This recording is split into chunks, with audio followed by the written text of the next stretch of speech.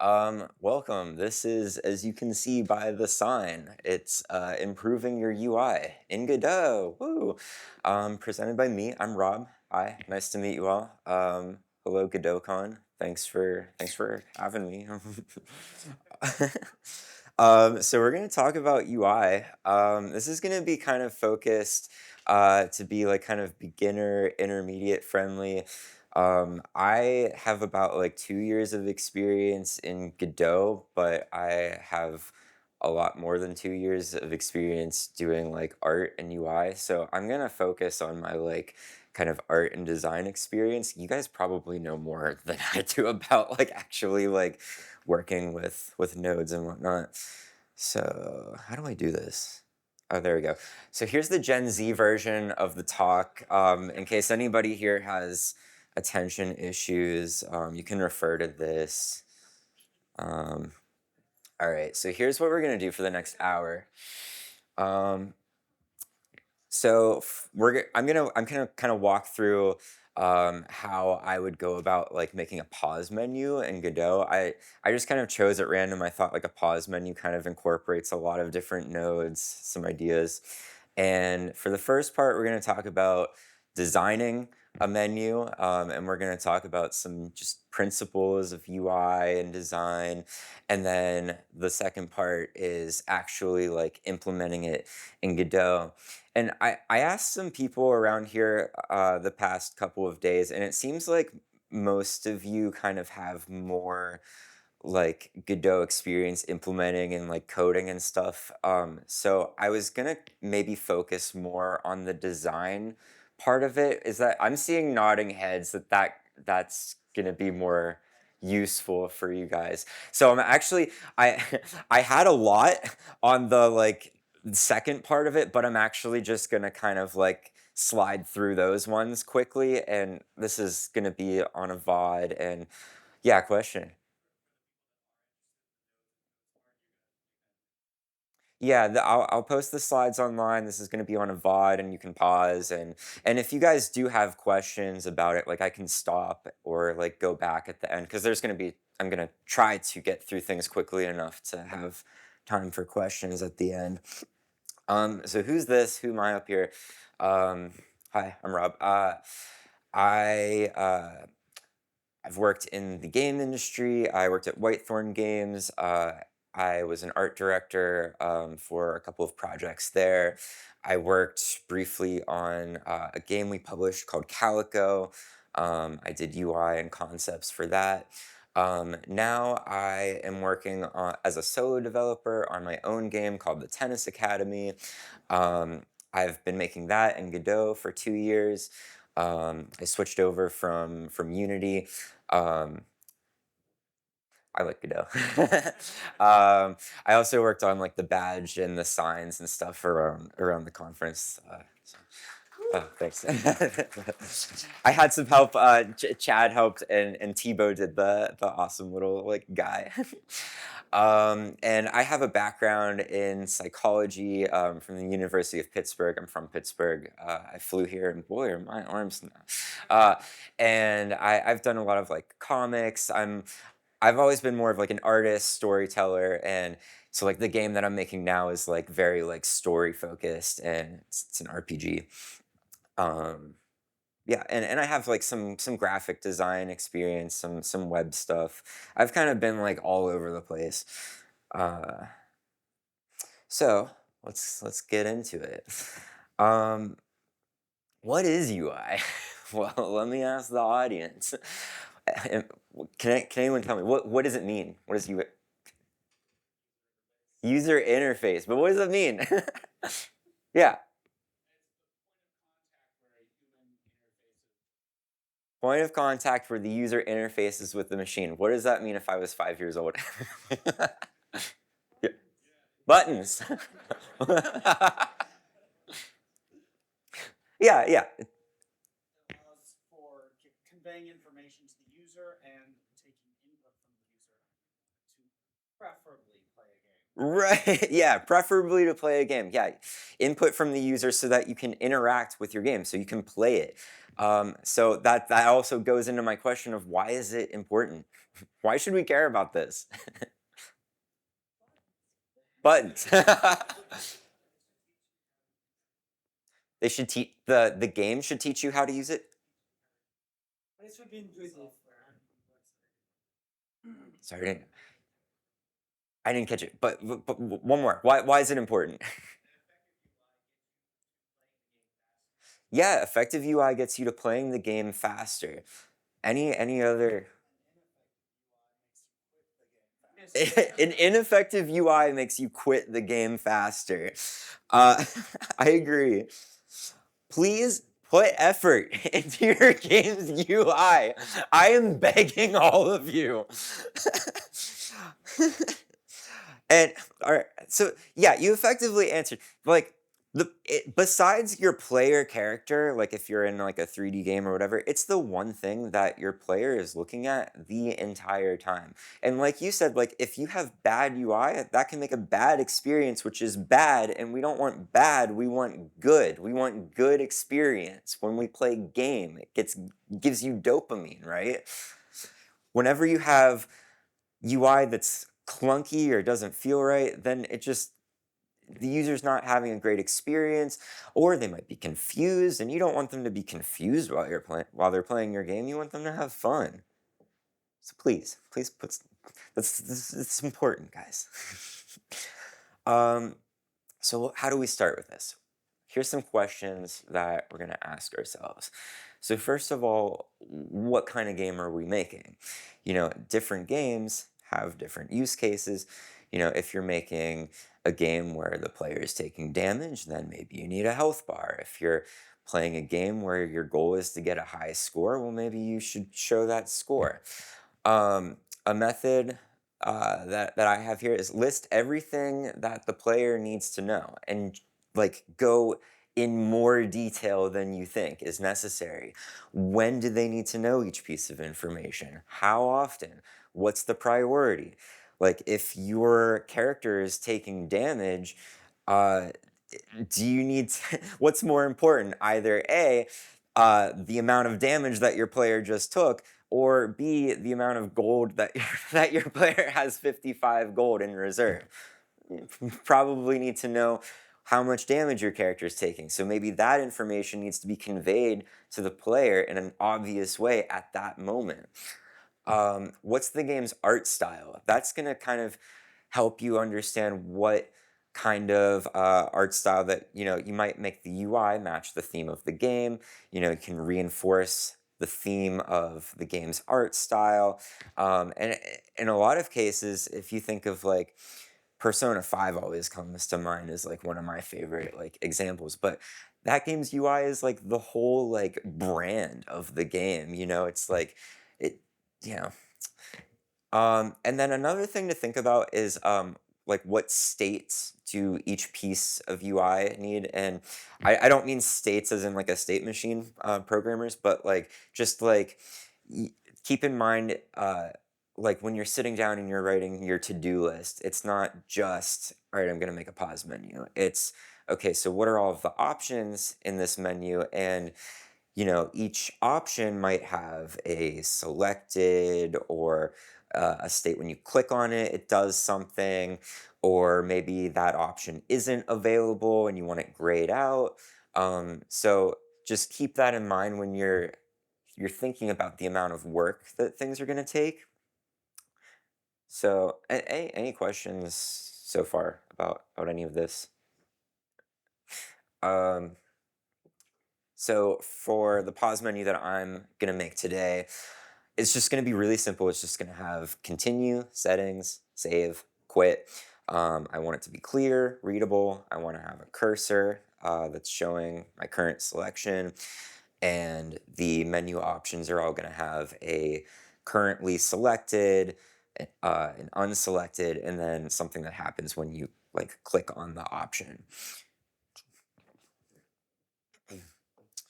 Oh, and a caveat to all of this is no matter how good of a job you think you've done, just be prepared that whenever you play test it, you might have to redo things, and that's not your fault. This happens to everybody. And why? Because you think differently than the thousands of other people who are going to play it. No, like, no two people think the same exact way.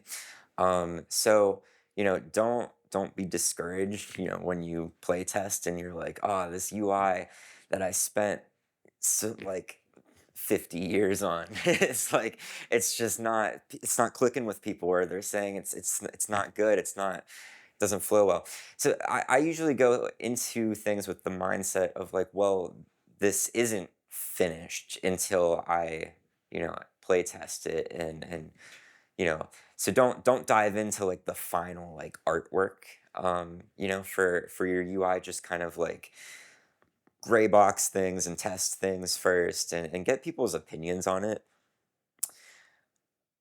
Okay, so we're going to talk about some principles of UI. um, I would say number one, your UI has to be usable. Worry about this before you even think about making it look really nice. I mean, yeah, the goal is to have usable UI that also looks really nice, and then you've got like a sick looking game, and then people are talking about, oh yeah, your game's like Persona 5 or Expedition 33 or whatever. Um, but let's break all of these down.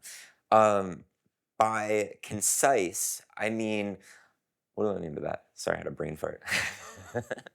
By concise, I mean that when you when you do something, it should be like expected that that's what's going to happen. Like, you don't want confusing UI where the player can't figure out where to go in a menu, or it- like having to dive through different like options to find what they need. Um, and again, playtesting can definitely help with this. It should be readable. Your text should be big enough.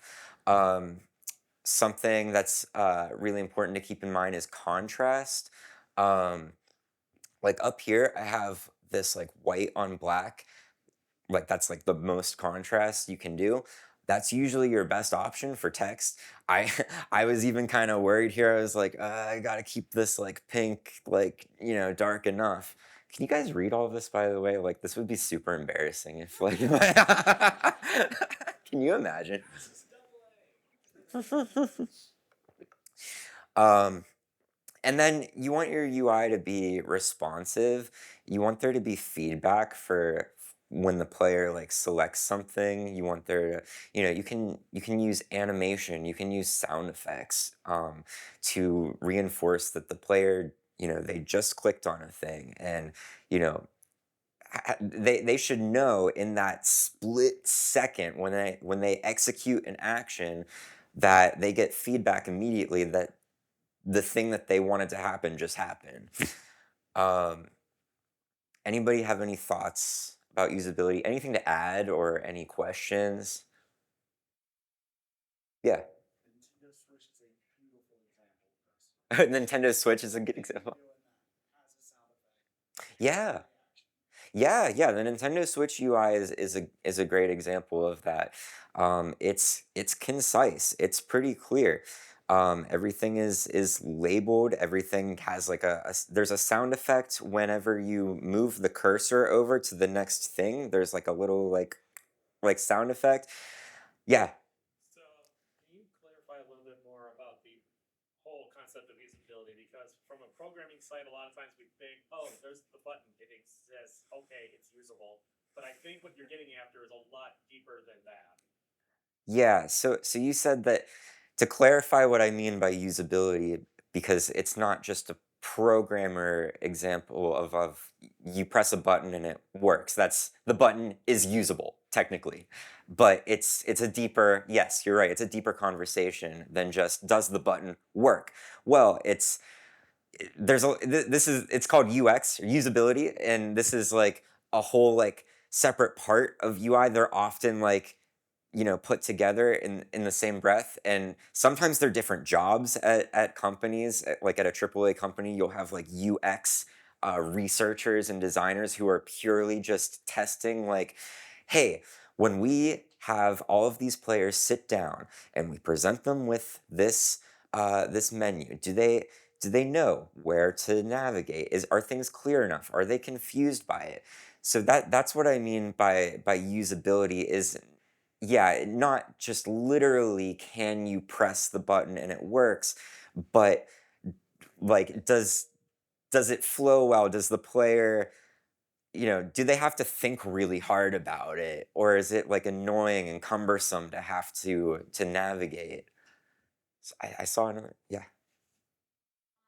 Can you speak to any strategies for when you want the UI to be sort of a part of the game world, when you don't have a button, but you want to be able to communicate to the player on this thing because it's going. Okay, so the question was, elaborate on when you want the UI to be a part of the game world, and it's not a button, it's just like integrated What if it's a 3D game and there's an object that you can click on in order to interact? 3D game, and like maybe you have like a 3D object, and maybe you have a piece of UI that's like kind of hovering over it, maybe, and kind of saying that you can interact with that object. I mean, if that's a good idea, like, or like If how to communicate, you should click on this thing. so, you're asking if that's a good idea, if you should even do that, or if that's too like uh, cumbersome for the user. I mean, I think that can work. I mean, you just have to make sure that whenever you have something in the game world, that it's clear enough, and you have to account for all of the cases where, like, so whenever I'm designing UI that I want to be a part of the game world, um I'll make mock-ups where I use different screenshots or different mock-up screenshots, and I'll, put that UI over there, and I'll kind of like test just like on my iPad or something, or you can, wherever you're making it, and just kind of see if it works, if I can clearly read it, in all of those different scenarios. Um, and further on, I'll get to wireframing and concepting. We'll talk about that. But you can usually, if you test it enough with enough different scenarios that the UI is going to be in, you might discover like, oh, because this UI has like a dark background, it kind of gets lost whenever I have it in gameplay scenarios that are very dark. So maybe I need like a white border around it. Um, that's a good question. Yeah. Question about contrast specifically. Hmm. I've seen programs of various sorts of 3D games where you have kind of a high contrast color scheme, only two options, and if it's like black, say it's not immediately clear which is yes and which is highlighted, right? Okay. Strategies for So the question is about contrast, and when you have a menu with a color scheme, you're saying with two different colors or just one accent color? yeah, so if you've got the background becomes the foreground and the foreground becomes the background, if that makes sense. Like you're flipping back and Background. forth between yes and no. Oh, okay. So if you're saying whenever you have, say in like a dialogue option, and it gives you the two options, yes or no. So you only have two options in that menu. And yeah, I think I know what you're talking about. And this problem pops up all the time. I've definitely like experienced this when I'm playing games where the two options are yes and no, and like maybe one option is white and then the other is black, and I'm like, well, which one is selected? um, yeah, I think when we get to wireframing, I do have some ideas for that. But basically, you can use things. Uh, Contrast doesn't have to just be the value of black and white, you can also contrast with like there are like symbols or a cursor pointing to something, or contrast with size. Maybe like if you're currently selecting yes, then maybe that one's bigger and then the no is smaller. Yeah, you in the back. Layering on top of a few of these comments, I think consistency, big thing, like kind of Consistency, yeah. and like, maybe in your game, yellow is the highlight color. Mhm. So then you recognize it. Or, like we were asking about like things in the environment, like, some games you have to go talk to the wardrobe to change your outfit. Some Mm. games you go on a pause menu. Like, you kind of quickly find out whether this is the kind of game where you talk to stuff or whether you just Yeah, yeah. stick to the convention. Yeah, that's a good point. So basically, if your game sets kind of like the rule in this game is that yeah, a yellow highlighted object is the thing that's selected. Your player will learn, after playing your game for like a couple minutes, and then they see that everywhere. And it is good to stay consistent. Like if you do decide on that rule, then if you reinforce that and use it throughout the entire game, then the player has less of a chance to be confused.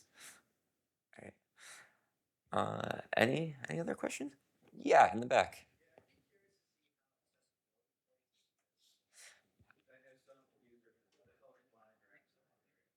How accessibility plays it? Yes, I have. I believe I have a slide coming up that will. I think I'll talk about it in the wireframing. But yeah. Okay. Um, All right. Let's see. I didn't know where to stick this slide, but I figured I would just briefly touch on fonts because that's something that I've always been kind of like I've always had trouble on that. Um, but I think usually it's best, in my opinion, to stick to like 2 or 3 fonts throughout your game, like max. And I would say like having like a header, a subheader, and body is how you can kind of think about dividing the different things in your game. For example, like this text here would be the body, and the most important thing for this text is it has to be readable.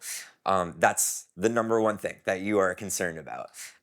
So this isn't the place to make like really fancy like um, I mean, I guess Undertale did it with the like papyrus fonts, but I don't know. So you usually want something like sans serif. You want it to be high contrast. And then for headers, you can kind of like get more creative with it. You can make them bold. You can make them something different from the body so that they stand out. Yeah. Fall in terms of the balance between immersion and like the theme of the game and legibility of podcast. Balancing immersion and the theme of the Skyrim. Imagine have like a fancy ass font, but instead you decide to use alphabetic and narrow for some reason. Like that kind of detracts from the feel of the game a little bit, despite being the lead. Yeah, okay, so balancing the immersion of the theme of the game versus readability. Readability is the most important thing. If they can't read the text, they can't play the game. So it has to be readable. But again, there is a little bit of leeway into, having creative fonts that reinforce the theme of your game. It's just tricky. It has to be readable though. That's my best answer. Let's see. So I used 2 fonts for this presentation called Babus Nue and Darker Grotesque, which were pretty random.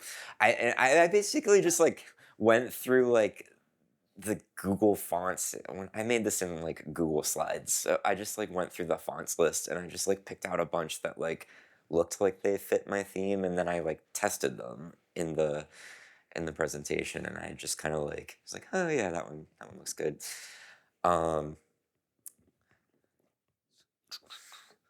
and if you're wondering where to like find fonts for free, Google Fonts is usually a good place. Defont, font space. Just make sure that if you're selling your game, that you have like legal rights to use the font. um, and this is actually something that I found on Blue Sky like a few days ago. I'm not sponsored by them at all or anything, but Allison and Daniel of Checkered Ink, they made this font pack that's like 1,200 fonts free for commercial use. For it's on sale right now for $20. There's a QR code link if you guys want to check that out. I see some people taking pics, so I'll give it a second.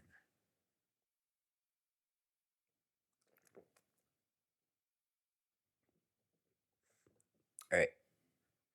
3, 2, 1. So when we start making our UI, you're gonna need some inspiration if you want to make something cool. Clearly, you can see I was really inspired when I made this slide. Click to add subtitle. What are some places that you guys find inspiration? Just shout it out. Pinterest. Other games. Celeste, specifically Celeste. Other games, Celeste. No other ones. This talk. Okay, thanks.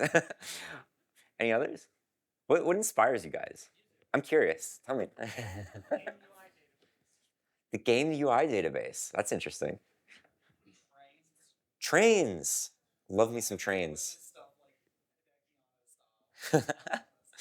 Yeah. Anime, maybe? Industrial machine readouts. I fuck with that. Love me an LED. Yeah, so I mean, yeah. Here, I wrote down some of mine. Yeah, someone said Pinterest, other games, TV shows, anime, websites, apps, magazines. If you're waiting in line at the grocery store, I don't know who reads magazines anymore. Art history, like statues in Italy, like inspire me. Stories, either in the form of like books or movies or games. People, my friends, my family inspire me. Animals. And I mean, I put touch grass, but I mean, like literally, like just going outside in nature. Like I take a walk every day, and I usually find something that I'm like, oh wow, that's cool. It's funny you mentioned the game UI database. Whoa, how'd this slide get here about it? Guess we should talk about it. Yeah, so my friend Ed Coates made this. Everyone say hi, Ed. I'm gonna send him the bod. Cool. Yeah, have you guys heard of this site besides that one guy who's this is I highly recommend using this because you don't have to reinvent the wheel with all of this stuff.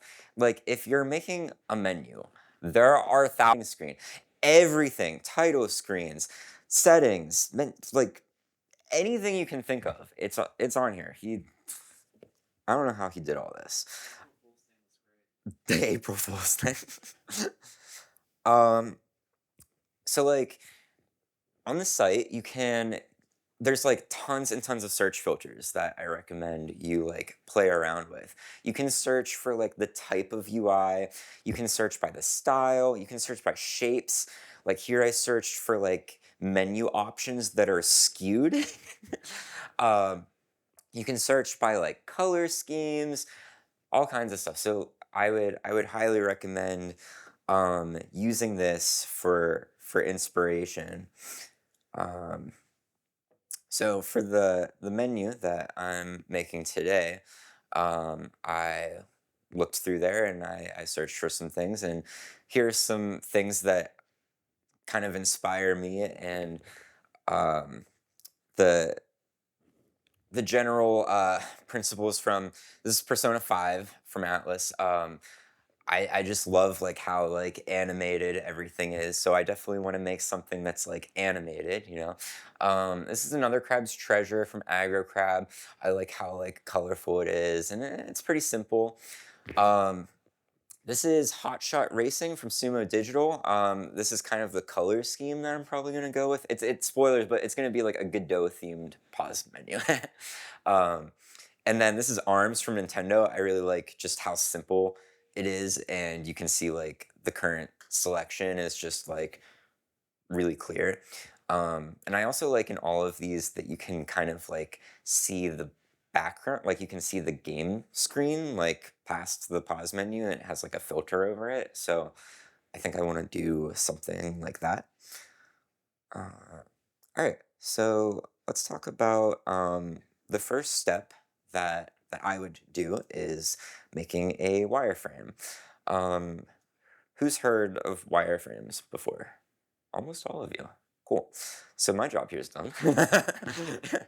um, so when we're making a wireframe, it's just going to be completely black and white, gray, just a very basic conceptual sketch of just the functionality of your UI.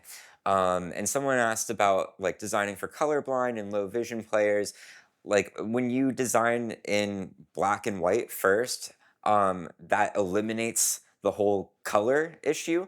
Um, so you kind of save yourself from even having to worry about that. And you can obviously add color later, but you're going to follow the values that you had set. So like, you might add in like those reds and blues, but you're going to still follow like, okay, this part is dark red and this one is like a bright blue. Um, for the wireframe, you're going to just focus on contrast and readability, because like I said, it has to be readable. Um, and your goal here is to reduce the cognitive load of the player. Is anyone familiar with that term, cognitive load? It's like from psychology. It's essentially like the player's RAM, I guess, for you gamers out there. And like if you're using up all your player's RAM, like even though it sound like yes, of course somebody can like do a few things at once, but the more things that you're having them think about at once, it does have effects. It adds up. So you're gonna have like you want to guide the player to the thing that they need to see at that moment, and you're gonna have the most important info is gonna be the highest contrast thing, and the things that they don't need to worry about right in this second can have lower contrast. So like you know gray on gray as opposed to black on white. And then again, just reminding what we're going to do for the pause menu. So there's my wireframe. Yeah. I was about to ask what you just showed it. Like, can you get into more detail of like what is a conceptual sketch? Because for me, a lot of times I just literally sketch things out, but I don't know if you need a little more fidelity to kind of like visualize some of the accessibility stuff. I'm literally just starting with here's the functionality of what my pause menu needs to have. Like, here's just my menu options, and I'm letting you know that it's the pause menu, but the player already knows when they press the pause button that they're in the pause menu, so that one like kind of fades into the background a little bit more, and then the continue button is the current selection, and so you see the rest of these menu options are black, so you've got white versus black, and then you've got like this, there's going to be like a cursor that's pointing to it.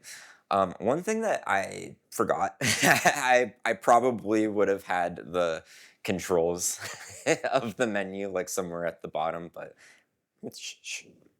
um, yeah. Any thoughts, questions?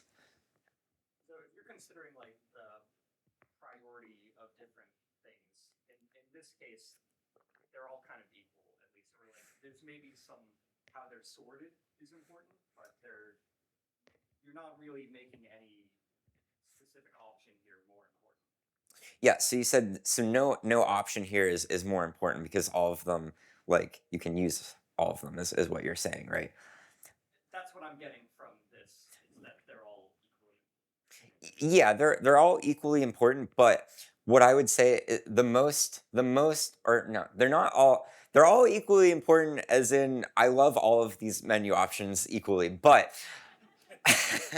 I love saving, I love to quit. But here, the current selection is the most important piece of information that the player needs to know right now. Whenever I go into the menu, I want to know what is going to happen next if I were to press the A button or X or whatever Xbox is. I'm a Switch player. I'm sorry. um, yeah, and yeah. Sorry, this is unfortunately a little bit derived from that. Do you wireframe here in engine, or are you use this entirely in Photoshop? Because like programmer, I will just slap things together with giant gray boxes in engine and have buttons to press. Okay. What do you do?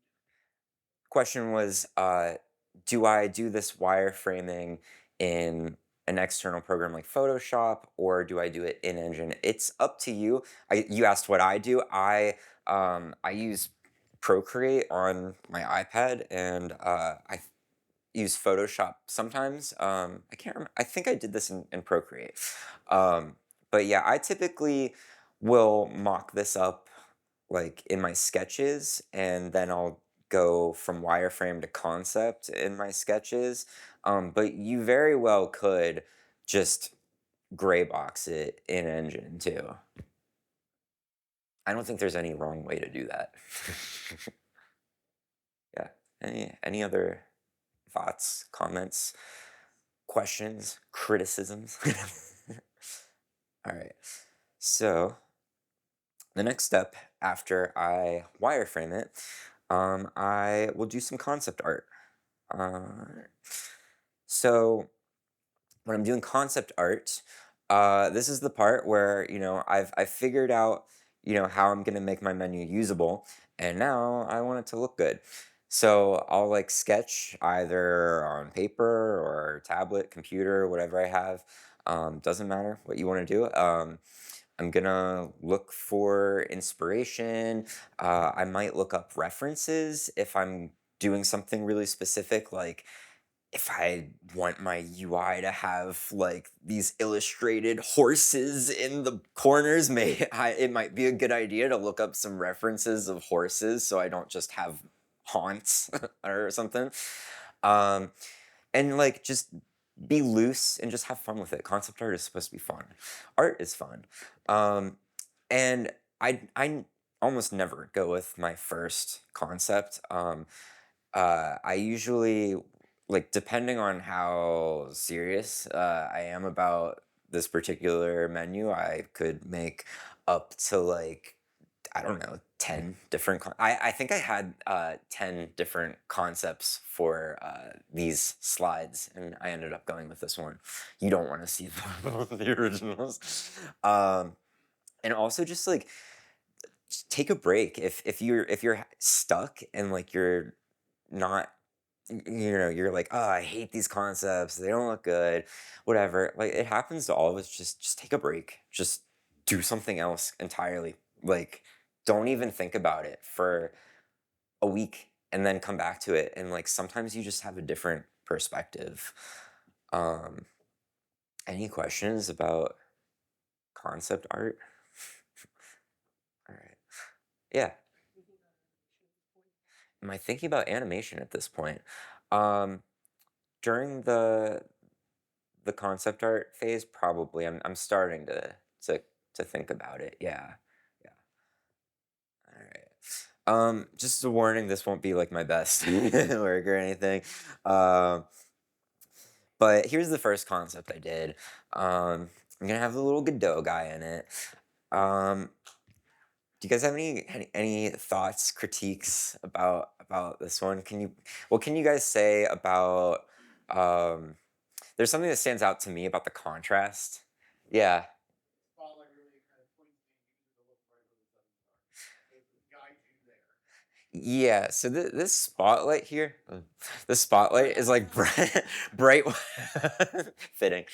Yeah, the spotlight's bright white, and if if I go back to my wireframe, I had uh, it was black and white on a gray background, and now you have this continue button is supposed to be the most important thing because it's the current selection, but it's white on a blue, but then you've got the white behind it.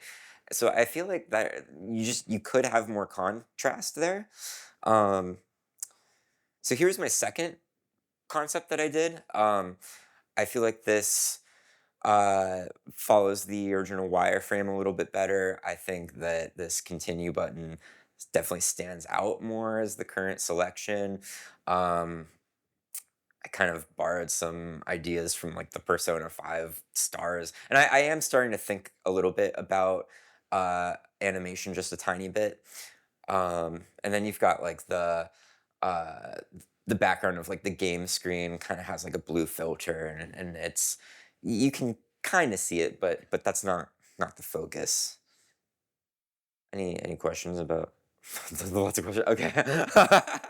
This isn't my best work, guys. Please hold the tomatoes. Okay. Yeah. Thanks. One question I had about the ordering is, do you expect the player to click on settings more often than save? Like, could you have sort of 2 click points between continue and save versus one between settings? I'm just curious if like that factors into. That is a great question, actually. And I actually didn't think about that when I was making this. I just kind of, the question was, do I consider settings to be more important than save? Because if you think about it, when the player presses pause, the cursor is going to start on continue, and then they're going to use the control stick or whatever to go down 1 to settings. And then if they want to save, they have to go down 2 to save. Or if they want to quit, they have to go down 3. Or unless you make it so that if you press up, it goes here. That is a very good question. Do I consider settings? Maybe I would change that if I was making this now, because I think, and I mean this can be more clear with user testing, but do users want to save more often, or do they want to go to the settings more often? I would guess they would probably want to save more often. That was compositionally a lot better. It funnels down. Yeah, From yeah. That's a very good point. Yeah.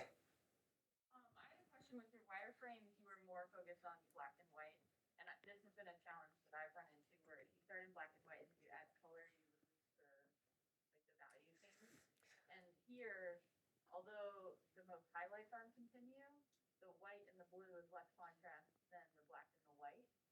And I was wondering if you had any strategies to like force your brain to remember this is the value sort of that you wanted for usability versus the aesthetic choice. Yeah, that's a really good point. So the question is about when you're making your wireframe and you're focusing on the contrast of things and you have things that are black and white, you want those to be the highest contrast. And then when you get to this concept phase and you start introducing color, and you might have this light blue is probably what we would call the accent color in this menu.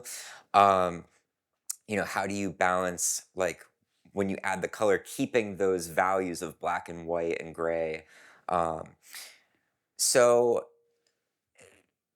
you can do this by a lot of different ways, and um, I might actually, if I was redoing this, um, I might actually make the accent color here yellow and make these the light blue, because I think the yellow here might actually have more contrast.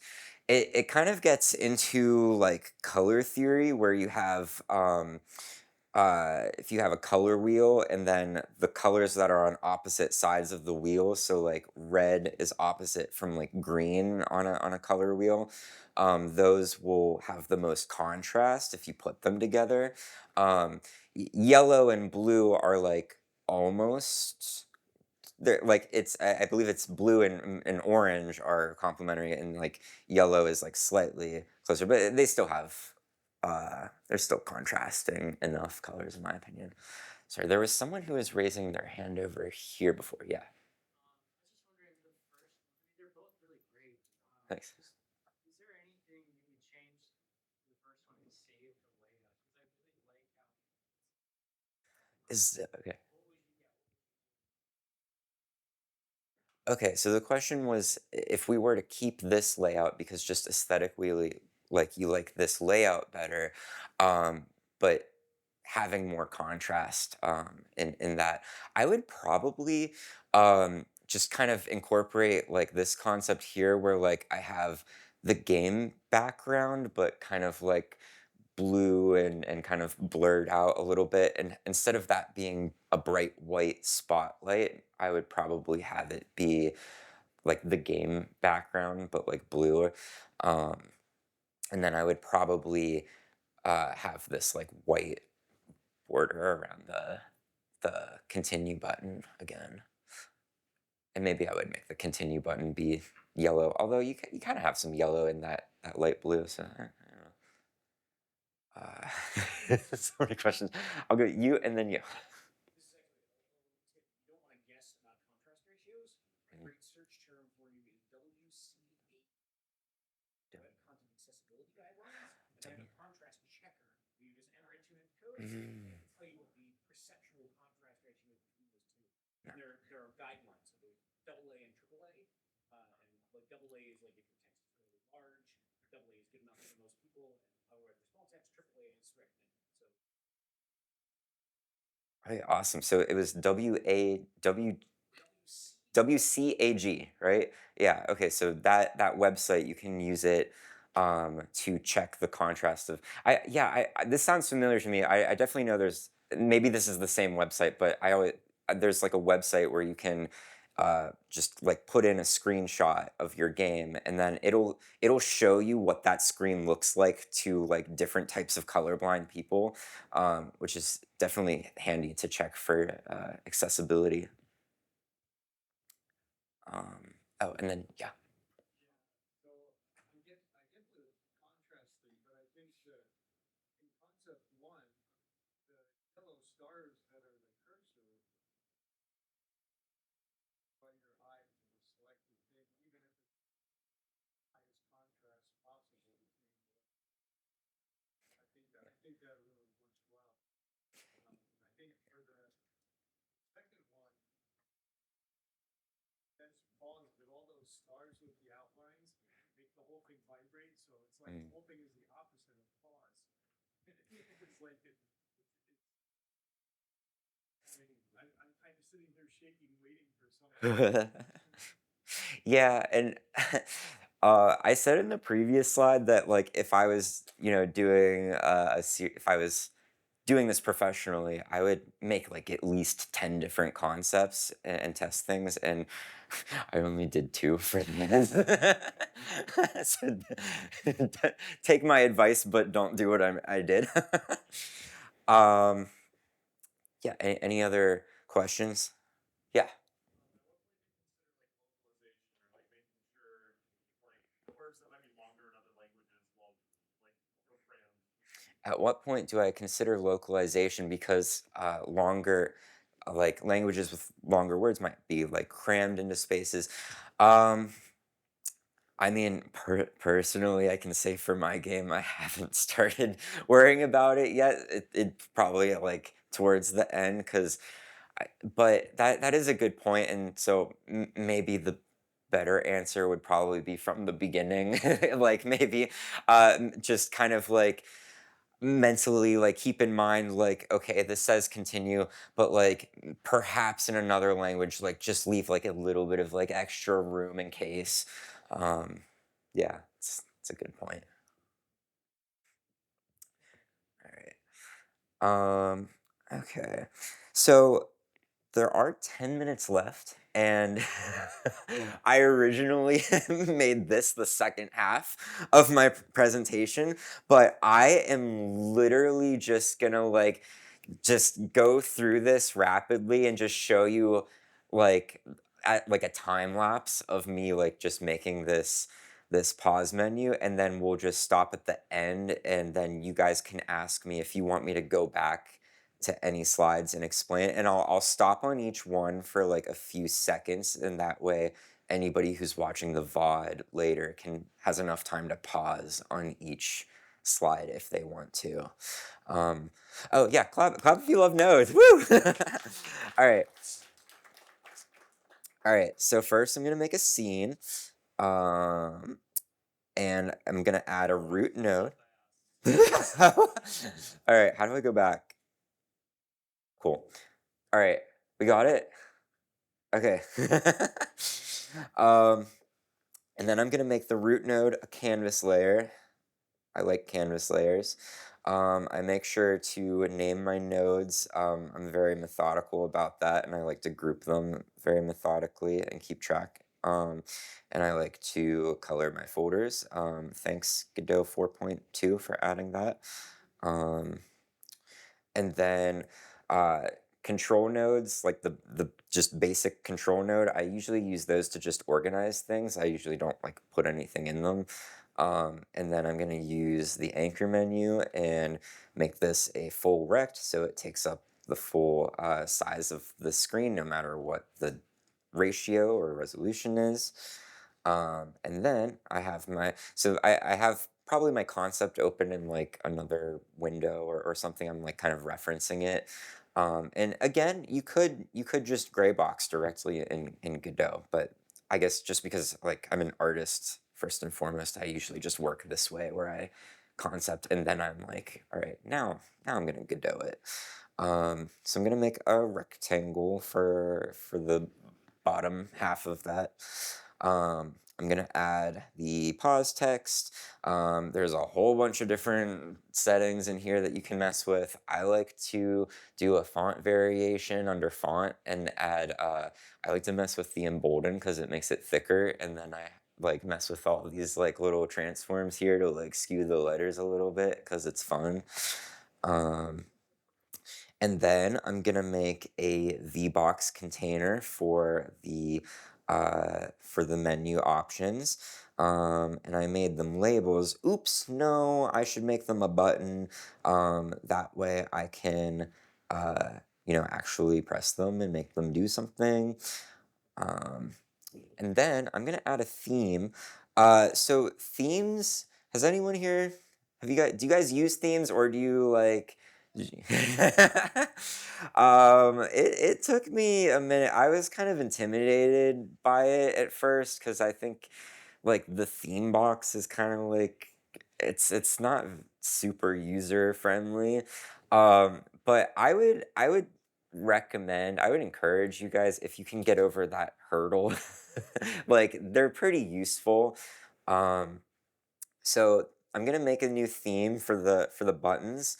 I'm just gonna go over and to the right, I'm gonna go to theme, add new theme, and then the big scary theme box is gonna show up. Just ignore all of this. This is just showing you a preview of what's gonna happen. Just don't.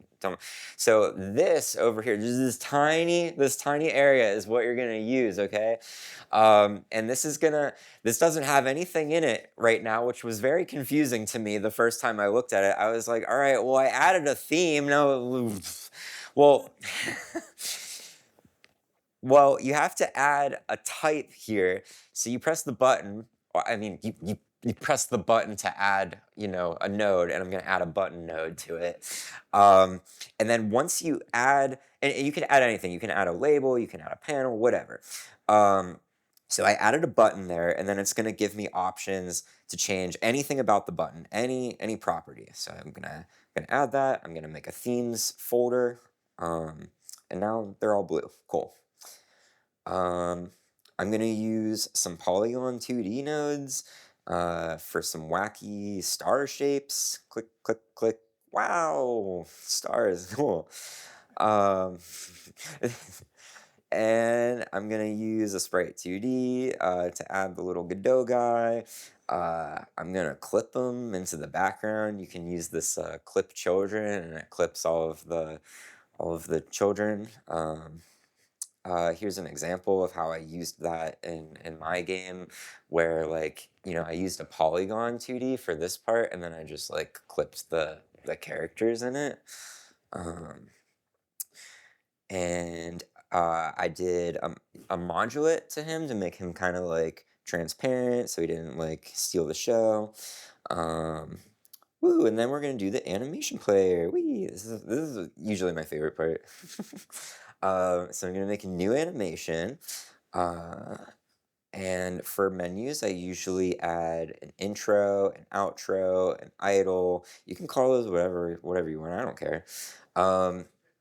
And then I'm just gonna keyframe everything into place with a little key. And it's gonna ask you if you want to make a reset track. I usually do that just so I have something to go back to. Um, and then I'm just gonna copy that for the outro. And then I'm just gonna move everything around, do whatever, just go nuts, have fun with it. And here's what that looks like. Here's my intro animation. Wow. All right. And then here's the outro. Wow. I made the outro a little bit faster than the intro. I think the intro was 0.4 seconds and the outro was 0.2 seconds. I feel like whenever you're exiting a menu, you normally want to the player wants to get back to the action quicker. So I feel like the intro animation is where you can get a little bit more flashy with it. And then for the idle animation, it's just on loop. And I added some particle effects of the Godot icon. I'm running out of time here, so I'm just gonna go even faster. So now I'm adding the cursor. I'm giving it its own animation player. And here's code that you guys probably already know. I'm not the expert when it comes to this, so I'm just throwing stuff in there and woo, this makes things work. I'm gonna add a call method track with an intro animation finished method. You have to make sure that you always have a focus if you want controller support for your game. Otherwise, you're not going to be able to make things work. Here's a QR code if you want to read the Godot's focus documentation, but there's no time to take pictures now because I'm going fast. So I use grab focus so that I can make sure there's always a focus. And there's the menu, it's working. But wait, hold on. So you can move your focus through there, but the cursor's not going to follow it. So we have to make sure that the cursor follows whatever your focus is. So I use this code here, which you can pause and read to figure out how. So now, whenever I move my cursor, or move the focus, the cursor should go with it. Yeah. And then I'm going to exit out of the menu. I'm going to come back. There's a bug. Ignore that. And then now, when I click on my selection, there's a selection animation. There's feedback that tells me that I clicked continue. All right. So there's our summary. And any questions before we wrap up?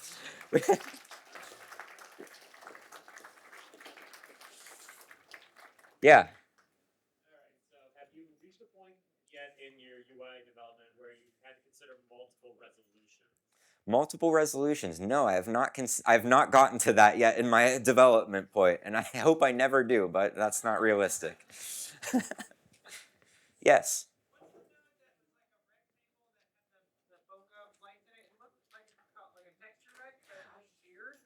Oh, the node that I used for, yeah, it was a color rect, but I think I just skewed it with like a transform.